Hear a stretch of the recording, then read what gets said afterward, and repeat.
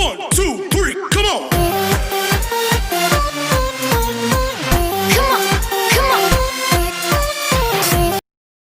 Hello बच्चों, आप सब कैसे हैं? आइए आज हम लेकर के आए हैं आपको हिंदी वर्णमाला स्वर व्यंजन पहचान।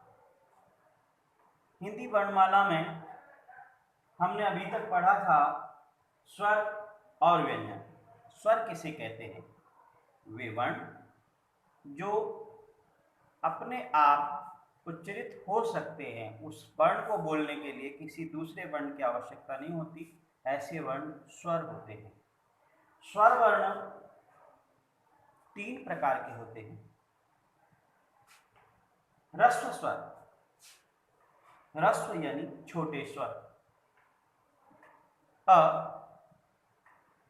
ई, उ, री।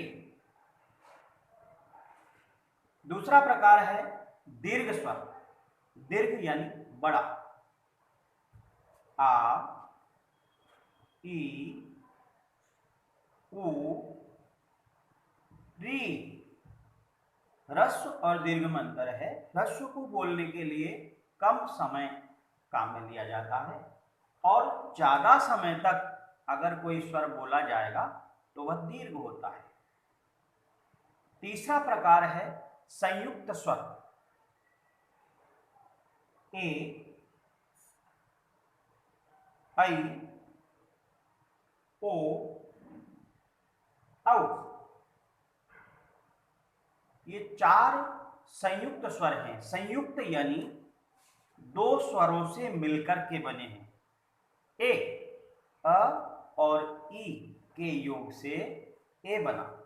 ऐसे ही ओ, अ, उ के योग से ओ बना।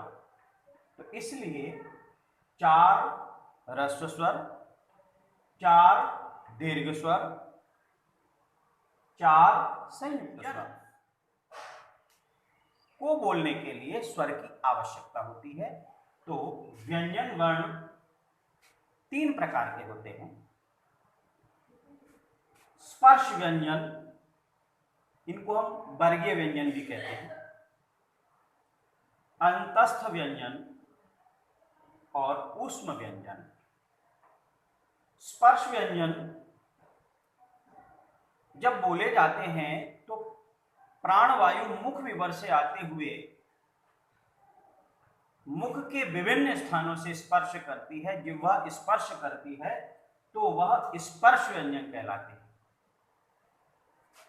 क वर्ग, ये 5 वर्ग होते हैं। स्पर्श व्यंजन के 5 वर्ग होते हैं। क वर्ग, क, ख, ग, घ, ङ। इसको बोलते समय ध्यान रखेंगे, ङ। च वर्ग, च, छ, ज, झ, ज्ञ। इसको बोलेंगे ज्ञ।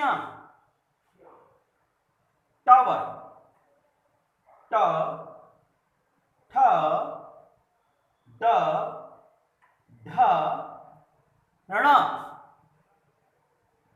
ट वर्ग, ट, ठ, ड, ढ, न।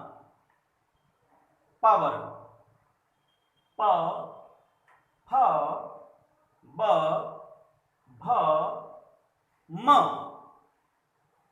इस प्रकार से स्पर्श व्यंजन 25 हैं। 5 वर्ग और प्रत्येक वर्ग में 5 वर्ण, तो कुल मिलाकर स्पर्श व्यंजनों की संख्या कितनी हुई? बिल्कुल ठीक, 25।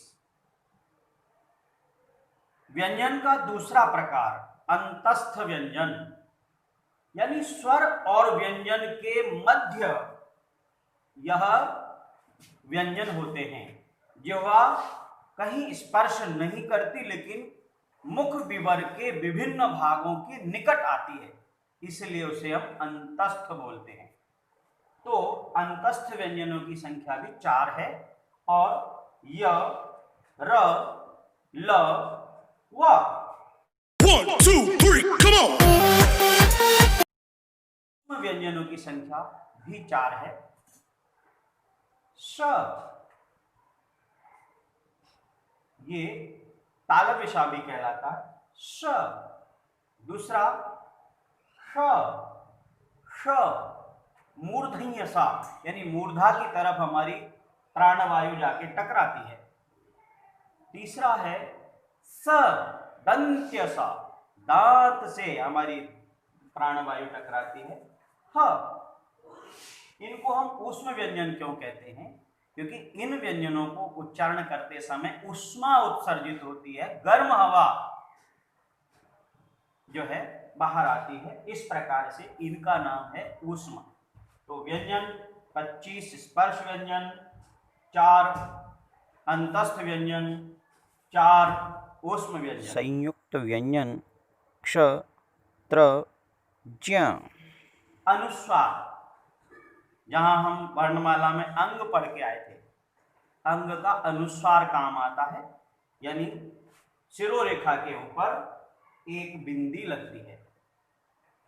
उसके बाद अर्ध अनुस्वार, चंद्र बिंदु हम लगाते हैं।